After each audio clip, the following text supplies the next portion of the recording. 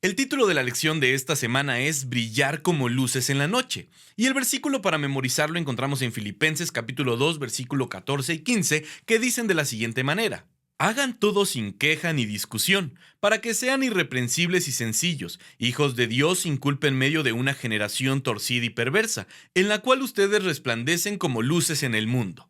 Este versículo y el título están muy asociados, y como consecuencia se puede entender que, al obedecer a Dios, al vivir como Él espera que vivamos, nos convertimos en luces que alumbran a otras personas. Ahora, ¿cuál es el contexto en el que es escrito este versículo? Hoy en día tú y yo gozamos de muchas bendiciones. Una de ellas es la luz eléctrica. Y se nos hace lo más común y lo más natural del mundo que cuando cae la noche vemos todas las luces prendidas de la casa, de la calle, de los departamentos, de las empresas, y entonces siempre hay luz, siempre está iluminado. Sin embargo, en el tiempo en el que esto fue escrito, no había luz eléctrica. ¿Qué buscaban para poder alumbrarse? Precisamente, encendían lo que podríamos llamar hoy en día velas, y de esa manera podían alumbrar y podían ver. Sin embargo, cuando caía la noche, la penumbra, la oscuridad era evidente. Y si una luz se encendía, esa luz, aunque tú estuvieras muy lejos, podías verla, porque resplandecía, se notaba. En medio de la oscuridad podías ver que allí había una luz. En ese sentido, Dios nos está llamando a través del apóstol Pablo a que en este mundo de oscuridad, de tantos problemas, de tantas dificultades, de tantas falsas doctrinas, tú y yo con nuestro testimonio, con nuestras palabras, podamos ser luz a las demás personas, alumbrar su vida por el mensaje de Cristo Jesús para cada uno de nosotros. Y por eso el apóstol dice: seamos y resplandezcamos como luces. En ese sentido, si en algún momento se nos va la luz en la casa, lo primero que buscamos es una vela, es una lámpara, pero lo curioso es que no lo colocamos debajo de la mesa, no lo colocamos debajo de la cama, lo colocamos en un lugar alto para que sea visible, para que pueda alumbrar. En ese sentido, también Dios nos llama a no escondernos. Si Dios nos llamó para predicar el Evangelio, no lo ocultemos, no nos escondamos en nuestra casa, en una iglesia. Compartamos el mensaje a la gente que lo necesita. Y para esto no tienes que salir a hacer obra misionera a otros lugares. Tienes que empezar en casa, con tus vecinos, e ir ampliando poco a poco ese círculo para que el mensaje vaya llegando a más personas. Yo soy Ricardo Balseca y te invito a que te quedes conmigo en el repaso de esta lección. En Filipenses capítulo 2 versículos 12 y 13, Pablo está afirmando una de las verdades más profundas del Evangelio. La salvación es obra de Dios que se vive responsablemente por el creyente. Esta es una verdad inequívoca que a veces nos cuesta trabajo entender. ¿Y por qué? Porque decimos, ok, si la salvación es de Dios, entonces yo no tengo que hacer nada. Y si Dios ya me salvó, pues entonces haga lo que haga, siempre voy a ser salvo. Pero no funciona de esa manera. Debemos de entender que la salvación, si bien es cierto, es obra de Dios y surge por las obras de Cristo Jesús, nosotros somos responsables de mantener viva esa salvación. Dios ya hizo su parte, ahora nosotros también tenemos que hacer la parte que nos corresponde. Y esto macha perfectamente bien con lo que decía Santiago. Las obras sin fe no sirven de nada y la fe sin obras es muerta. Porque entonces podemos comprender que sí, la fe es importante, necesitamos aceptar el sacrificio de Cristo, necesitamos aceptar su amor, pero también es importante evidenciar que tenemos fe en Dios y que le amamos. Y la forma de evidenciarlo es a través de nuestras obras. La Biblia dice, por sus frutos los conoceréis. Sin embargo, la lección plantea una pregunta interesante. ¿Qué significa ocúpense en su salvación con temor y temblor? Número 1, esta declaración no significa ganarse la salvación. Pablo no está diciendo que trabajen para obtener la salvación. Lo que el apóstol Pablo está diciendo es que se ocupen en la salvación. La salvación ya ha sido recibida por gracia. Entonces el verbo implica desarrollar, llevar a cabo y poner en práctica lo que Dios ya ha iniciado en tu vida. Tú no puedes iniciar un proceso que no ha comenzado en tu corazón. Y para que ese proceso pudiera comenzar en tu corazón, decidiste haber aceptado a Cristo en tu vida y haberle entregado tu corazón a través del bautismo. Si tú ya hiciste eso, significa que, como dice el apóstol Pablo, el que comenzó la buena obra en ustedes, la irá perfeccionando hasta su segunda venida. Entonces, tú y yo ya no tenemos que hacer nada por ganar la salvación. La salvación la hemos ganado por gracia. No digamos ganado, digamos la hemos recibido por gracia. Ahora lo que nos corresponde es actuar en consecuencia a lo que ya hemos recibido. Esta situación me hace recordar mucho a un maestro que en la escuela nos decía, iniciando clases, en el primer día de clases, nos decía, ustedes en este momento ya tienen 10. Y todos nos poníamos contentos porque al final de cuentas todos queremos sacar 10 en la escuela. Pero después venía lo interesante, porque él decía, ok, a ver, ya tienen el 10. Ahora lo que tienen que hacer es conservarlo. Yo ya se los di. No hicieron nada para merecerlo, pero ahí está el 10. ¿Cómo lo van a conservar? Ok, cumpliendo con las tareas, participando en clases, estudiando para los exámenes. Si ustedes hacen esto, entonces van a mantener su 10. Y básicamente es lo mismo que sucede con Dios. Dios ya nos dio la salvación, pero para poder mantenerla necesitamos vivir conforme a la fe que tenemos en Cristo, vivir conforme a la salvación que Él nos ha dado, vivir conforme a la ley que nos ha otorgado a cada uno de nosotros. Entonces, ya no estamos ganándonos la salvación, la estamos conservando. Punto número 2. Temor y temblor expresan reverencia, no están expresando miedo. No se trata de miedo a perder la salvación, sino de tomar en serio la vida cristiana. Esta es la actitud de quien reconoce que está viviendo delante de un Dios santo y poderoso. En otras palabras, entendemos que en este mundo donde estamos en una guerra espiritual, sabemos que Satanás ha de atacarnos, pero no nos preocupa tanto el ataque de Satanás. En lo que debemos de ocuparnos es en adquirir las herramientas o la armadura de la fe del Espíritu Santo para poder enfrentar a Satanás. Y esa armadura la necesitamos recibir de parte de Cristo Jesús en una búsqueda incesante cada día en nuestra relación con nuestro Creador. Siguiente pregunta.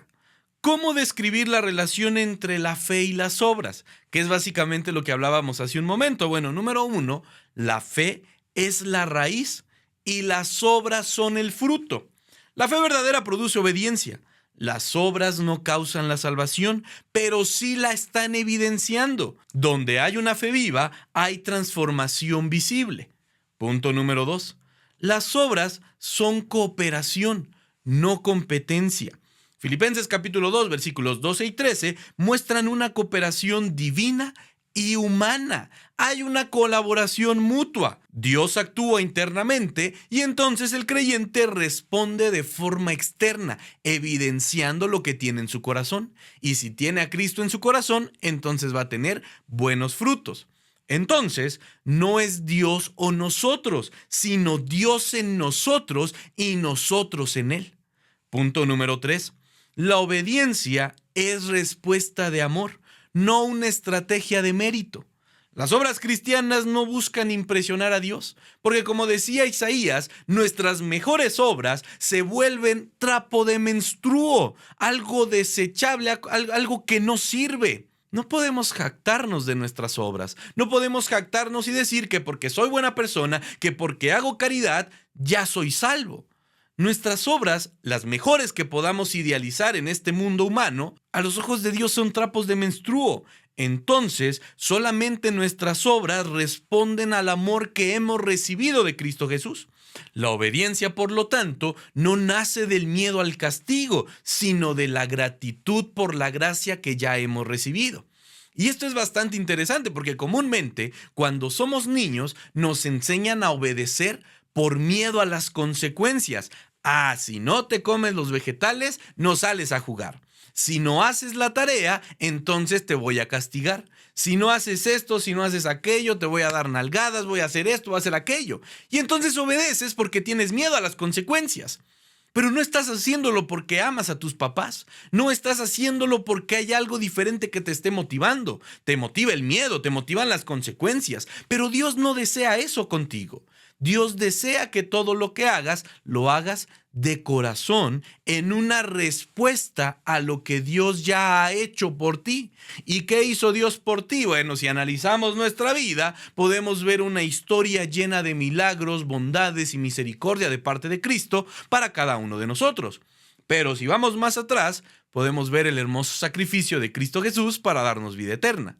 Entonces te pregunto, ¿tenemos motivos para poder ser agradecidos y vivir en armonía con lo que ya hemos recibido de Cristo Jesús? La respuesta es, por supuesto que sí. Y continuamos porque en Filipenses capítulo 2, versículos 15 y 16, podemos encontrar una pregunta que salta de forma natural. La pregunta es, ¿cómo describe Pablo lo que debemos ser como hijos de Dios? ¿No te parece que esta es una pregunta que en todo momento nos han hecho o a través de afirmaciones nos han dicho, es que tú eres hijo de Dios, tienes que vivir de una forma diferente que los demás? Probablemente hemos escuchado esta declaración, pero entonces surge la pregunta, a ver, soy hijo de Dios, pero entonces, ¿cómo tengo que vivir? Bueno, el apóstol Pablo nos da la respuesta y nos dice, punto número 1, debemos ser irreprensibles y sencillos. ¿Qué significa ser irreprensibles y sencillos? Bueno, esto habla de una integridad visible. Irreprensibles no significa una perfección absoluta. Dios no está buscando a personas que nunca se equivoquen. Dios no está buscando a personas perfectas, porque entiende que somos humanos, que tenemos defectos, que tenemos carencias. Entiende que no somos robotcitos. ¿Qué es entonces lo que está buscando Dios? Una vida coherente, sin hipocresía. Que no vaya a la iglesia y ahí diga, es que sí esto y aquello, y estando fuera de la iglesia hace completamente lo contrario. Eso es hipocresía. Y al final Apocalipsis dice, por cuanto no eres frío ni eres caliente, te vomitaré de mi boca. La tibieza, la hipocresía, no sirve de nada, porque podemos engañar al ser humano, pero a Dios, a Él no lo podemos engañar. Es una integridad que puede ser observada, una fe que no se contradice con la práctica. Y sencillez, o sin mezcla, apunta a un corazón indiviso, sin hipocresía, sin agendas ocultas. El apóstol Pablo entonces describe creyentes que viven con transparencia espiritual. No que hoy en día muchos hermanos se esconden porque dicen, no me vaya a ver tal pastor, no me vaya a ver tal hermano, que estoy en tal lugar donde no debería de estar, que estoy en donde no debería de estar haciendo las cosas. Y mira que hay una historia que cuando yo la leí, me llamó mucho la atención porque justamente evoca esta situación. La historia a grandes rasgos menciona que un día cierto hombre llegó a una habitación de hotel con una mujer y en la habitación encontró una mochila con mucho dinero, demasiado dinero. Y entonces el hombre, en vez de quedársela, baja a recepción y entrega la maleta con todo el dinero. Entonces el dueño de esta cantidad de dinero llega al hotel, regresa y pregunta, oye, es que en tal habitación dejé tanto y le dicen, no se preocupe, aquí está su dinero. El hombre que le entregó sigue aquí, ahí está en la habitación. El dueño del dinero va con él, toca la puerta y le dice, oye, déjame llamar a los noticieros, déjame llamar a los reporteros, porque lo que tú acabas de hacer es un acto de honestidad brutal, increíble. Y no puede pasar desapercibido, permíteme que hagan un reportaje. El hombre entonces le dice, no se te ocurra hacer eso. Déjalo ahí. O sea, yo ya te entregué tu dinero y no pasa nada. ¿Por qué no quería que se hiciera un reportaje? ¿Por qué no quería que se evidenciara lo que había hecho? No porque fuera una persona que no buscara los reflectores, porque sencillamente a ese hotel había llegado con una mujer que no era su esposa. Y entonces, para no ser evidenciado, prefirió dejar todo en lo oscurito. ¿Ese hombre era honesto? Pues podemos pensar que sí. Regresó el dinero. ¿Era íntegro? No lo era. Y Dios lo que busca es eso, una integridad completa en nuestra vida. Siguiente punto, número 2, hijos de Dios sin mancha. ¿Qué significa cuando el apóstol Pablo dice esto? Bueno, Pablo afirma que los creyentes son hijos de Dios, pero añade que son sin mancha, subrayando que esta identidad debe reflejarse en la vida diaria.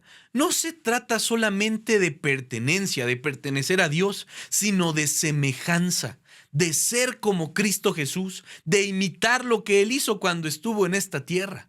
Entonces esta descripción recuerda el llamado de Israel a ser un pueblo santo en medio de naciones paganas. Y si hacemos una comparativa entre Israel y nosotros como pueblo de Dios, podemos entonces notar que no somos tan diferentes. Hay muchas similitudes. Dios llamó a Israel para que pudiera reflejarse y ser anunciado a otras naciones. Hoy en día Dios te ha llamado a ti, me ha llamado a mí, para poder anunciar su mensaje a otras personas que no conocen de Él. Y eso es lo que Dios espera, que podamos ser semejantes a Cristo Jesús. Punto número 3. En medio de una generación maligna y perversa, debemos resplandecer. ¿Y cómo resplandecer? No por orgullo, no por reconocimiento, sino todo lo contrario. Porque entonces Pablo no idealiza este mundo. Reconoce que la comunidad cristiana vive rodeada de valores contrarios al carácter de Dios. Sin embargo, no nos llama a huir, no nos llama a escapar, sino a permanecer fieles dentro de este contexto. Sí hay maldad, sí hay mensajes que contraponen los valores que conocemos, con los que hemos crecido, los principios bíblicos. Pero Pablo no te dice, escóndete en una burbuja, no convivas con tus amigos, no salgas, no lleves una vida aburrida, o más bien lleva una vida aburrida. Pablo no dice eso. Pablo dice, ok, estás en el mundo, pero no perteneces al mundo. Y en medio de este mundo sí vas a convivir como lo hizo Jesús, con personas de mala fama, con gente pecadora, pero eso no hacía que Jesús se alejara. Hacía que Jesús los buscara con amor, platicara con ellos y fueran transformados por el Espíritu Santo. Y básicamente eso es lo que Dios espera de cada uno de nosotros. Y entonces preguntamos, ¿cómo describe Pablo lo que debemos hacer como hijos de Dios? Nota la diferencia de pregunta. Antes era ¿cómo debemos ser? Ahora la pregunta es ¿qué debemos hacer? Bueno, punto número 1, Pablo dice que debemos resplandecer como luminarias en el mundo. La imagen de estas luminarias comunica visibilidad. Los creyentes no estaban llamados a ocultarse, sino a iluminar. En un mundo oscuro, la vida transformada del cristiano se convierte entonces en un punto de referencia. La luz entonces no se impone, sencillamente brilla. Ilumina. Y tú no tienes que ponerte a pelear con otras personas de otras denominaciones, de otras religiones. No tienes que ponerte a dialogar para pelear, para discutir y para decir, es que yo tengo la verdad. La luz no es para imponerse. La luz sencillamente brilla y elimina la oscuridad. Que tu testimonio haga eso, que brille y hable más que 1000 palabras. Punto número 2, asidos de la palabra de vida. En otras palabras, Dios espera fidelidad al Evangelio. Asirse implica aferrarse con firmeza. Pablo señala que el testimonio cristiano no se sostiene solo con buenas obras, sino con una relación viva con la palabra de Dios. Hacernos de la palabra de Cristo involucra conocer la palabra de Cristo. Estar firmes en la palabra de Dios implica conocimiento, implica estudio. Si no estudiamos, si no la conocemos, sencillamente no podemos hacernos de la palabra de Cristo Jesús. Y punto número 3, vivir con una perspectiva escatológica. ¿Qué significa esto? Bueno, el apóstol Pablo menciona el día de Cristo. Este evento apunta ¿hacia dónde? Hacia los eventos escatológicos, hacia el futuro, recordando que la vida cristiana se vive con la mirada puesta en la segunda venida de Cristo Jesús, no en lo que estamos viviendo hoy, no en lo que está aconteciendo. Claro, no podemos vivir sin darnos cuenta de todo lo que está sucediendo. Evidentemente estamos aquí transitando en este mundo, pero esto no es el enfoque final de nuestra vida. El enfoque de nuestra vida está en Cristo Jesús. Entonces el testimonio presente tiene un valor eterno. Entendemos que nuestras acciones, que nuestro ejemplo y testimonio a otras personas no repercuten para esta vida, sino para la vida eterna. Este pensamiento entonces da fundamento, da sentido al esfuerzo, a la perseverancia y a la fidelidad diaria. Porque si colocamos nuestra mirada en lo que sucede hoy en día, nos vamos a desanimar. Porque ¿a cuántos de nosotros no nos han corrido de un trabajo, no nos han despedido? Y sin previo aviso. Y decimos, bueno, ¿y cómo le voy a hacer? Tengo que pagar renta, tengo que pagar los alimentos, tengo que pagar el gas. Y entonces te preocupas. ¿Y cuántos de nosotros no hemos atravesado por una enfermedad que nos ha mandado a cama y tal vez no nos dieron incapacidad? Y si tú pones tus expectativas, tu esperanza en todo lo que vivimos hoy, la esperanza y la fe se van a desmoronar. Por eso el apóstol Pablo dice, puestos los ojos en Cristo Jesús, el autor y consumador de la fe. Y Jesús dijo, voy pues al cielo a preparar moradas para cada uno de ustedes. Y cuando me fuere, entonces volveré para que donde yo estoy, vosotros también estéis.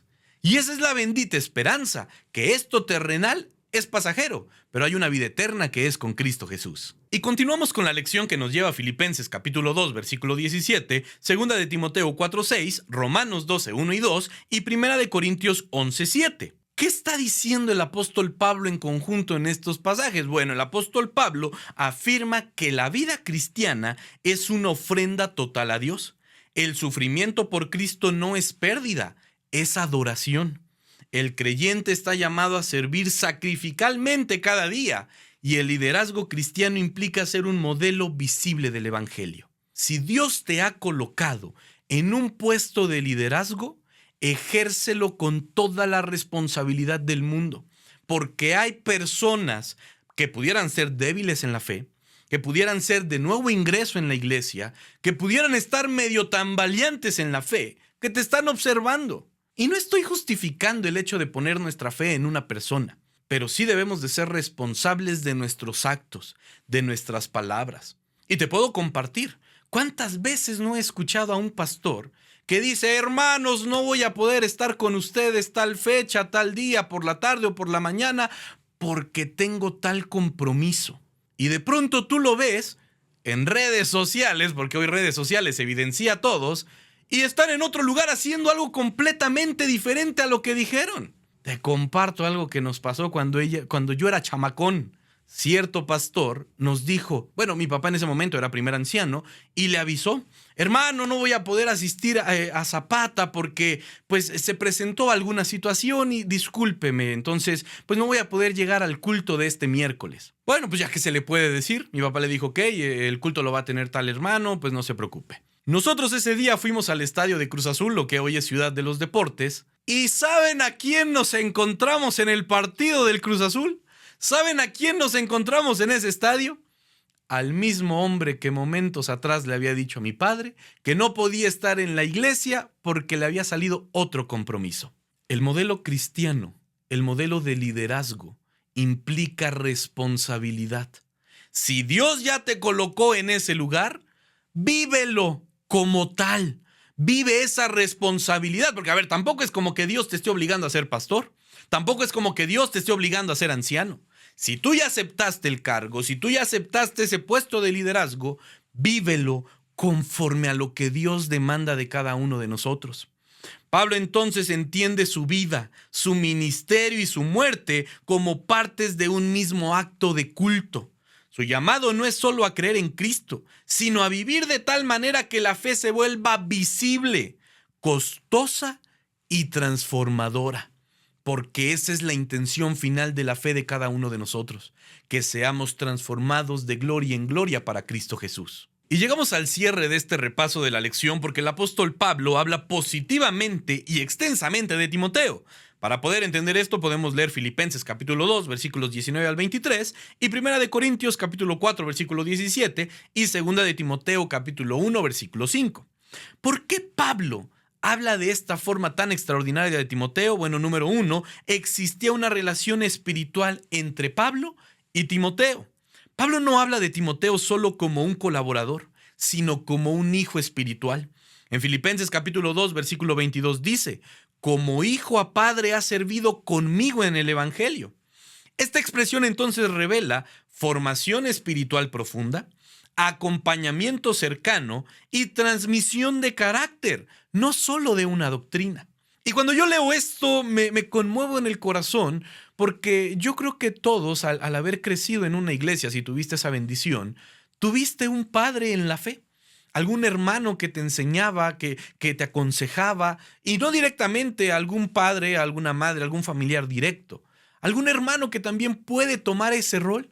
Y tú te sentías identificado porque decías, ese hermano me está brindando ese amor en la fe, en el compañerismo, en la colaboración de la predicación del evangelio. Y qué maravilloso sería que cada uno de nosotros pudiéramos tomar ese mismo rol e influir en la vida de los pequeños espirituales. Punto número 2, Timoteo como extensión del ministerio de Pablo. El apóstol dice: por esto mismo os he enviado a Timoteo, que es mi hijo amado y fiel en el Señor, el cual os recordará mis caminos en Cristo. ¿Qué significa esto? Bueno, aquí el apóstol Pablo muestra por qué confía tanto en Timoteo. Timoteo conoce los caminos de Pablo, es decir, conoce su manera de vivir el evangelio. Y cuando hablamos de esto, mencionamos que Timoteo no solo habla de la parte o no solo ha vivido la parte bonita del ministerio de Pablo, sino también la parte difícil, donde ha sido azotado, donde ha sido golpeado. Timoteo ha visto las dos caras de la moneda. Entonces no solo enseña, sino que reproduce el estilo de vida cristiano. Podemos resumir y decir que Timoteo es confiable porque vive lo que predica. Y entonces, habiendo hablado de los líderes, ahora nos toca hablar también de nosotros, los que estamos aprendiendo de los líderes. Timoteo no era Pablo, pero Timoteo tenía un gran valor porque vivía lo que predicaba. Y si tú ya has recibido instrucción, si tú ya has recibido consejos, mensajes, etc., entonces tú también tienes que vivir conforme a lo que has recibido, conforme a lo que predicas, porque como hemos mencionado a lo largo de esta lección, esto se llama integridad.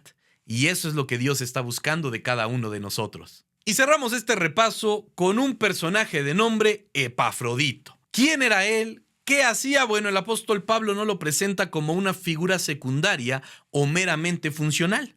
Lo describe con 5 títulos profundamente significativos y cada uno revela la faceta de su carácter cristiano. Número 1, el apóstol lo presenta como mi hermano. No como un ayudante, sino como un hermano en la fe. Lo presenta como colaborador. La palabra entonces implica trabajo en conjunto, un esfuerzo compartido. El apóstol se sentía tranquilo porque en Epafrodito podía encontrar una persona en la cual podía repartir el trabajo y sabía que las cosas iban a estar bien hechas. Entonces Epafrodito no solo observaba, sino que también trabajaba. Y eso es lo que Dios espera de nosotros. No solo mirar al pastor, no solo mirar al anciano, no solo mirar a los directivos, que nosotros también nos comprometamos y trabajemos. Número 3, compañero de milicia. Esta expresión introduce un lenguaje militar. Pablo reconoce que Epafrodito lucha junto a él en un contexto hostil. No huye del conflicto, no huye del sacrificio, sino que permanece firme en la batalla espiritual.